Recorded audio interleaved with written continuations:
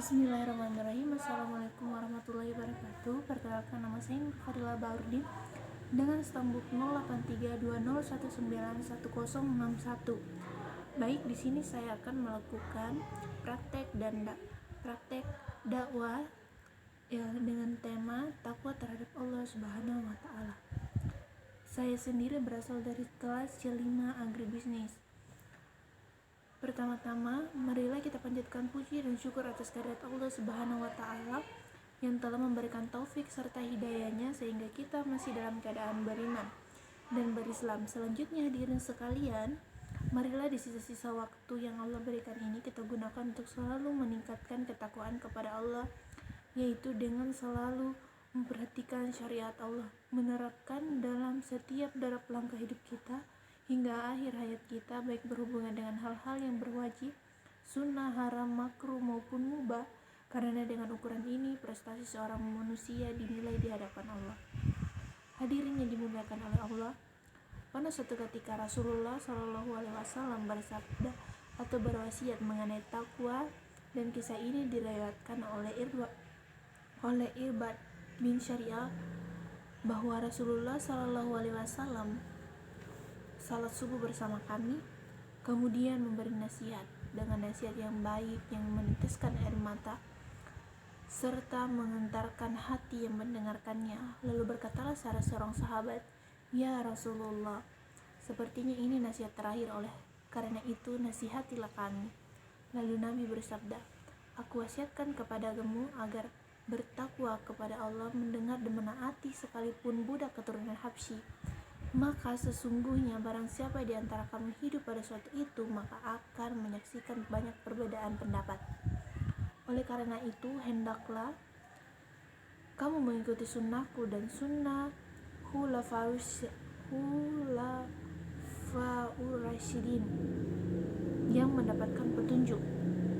Gigitlah kuat-kuat dengan gigi gerahmu, peganglah sunnah ini dengan erat-erat, dan berwaspadalah kamu terhadap perkara yang diadakan atau bid'ah, karena setiap bid'ah itu sesat." Hadirin yang dimuliakan, dalam sabdanya yang lain Rasulullah Shallallahu Alaihi Wasallam menyebutkan, "Aku wasiatkan kepadamu agar kamu bertakwa kepada Allah, mendengar dan menaati."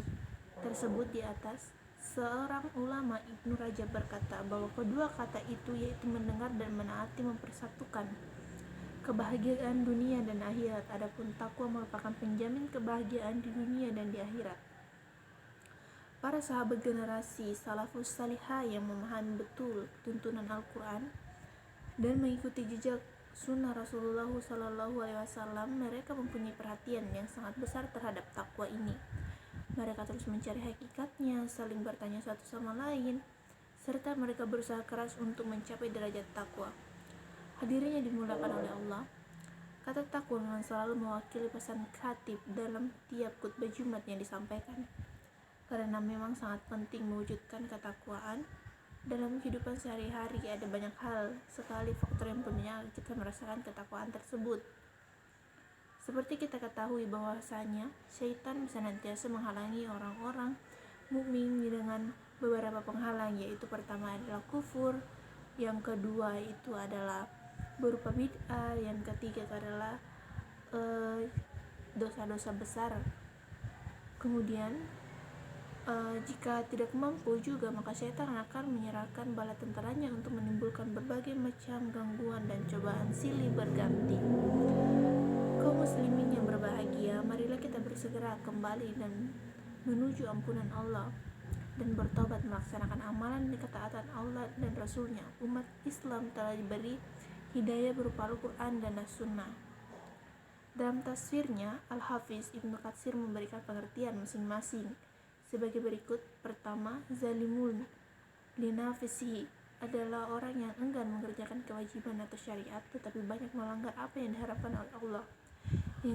Yang kedua, muktashid, yaitu orang yang menunaikan kewajiban tapi tak seorang pun di antara kita yang bercita-cita untuk membenamkan dalam penjara, apalagi penjara Allah yang berupa siksa api neraka yang bahan bakarnya dari manusia dan bebatuan. Tetapi semua itu terpulang kepada kita masing-masing. Kalau kita tidak mempedulikan syariat dan aturan dari Allah, tidak mustahil kita akan mendekam di dalam nauzubillah.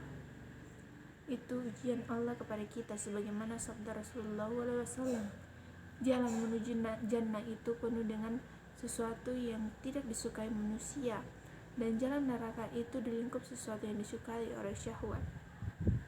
Semoga Allah mengumpulkan kita dalam umat Rasulullah yang terbaik dan terjauh dari tergelincir ke dalam jurang kemaksiatan. Amin.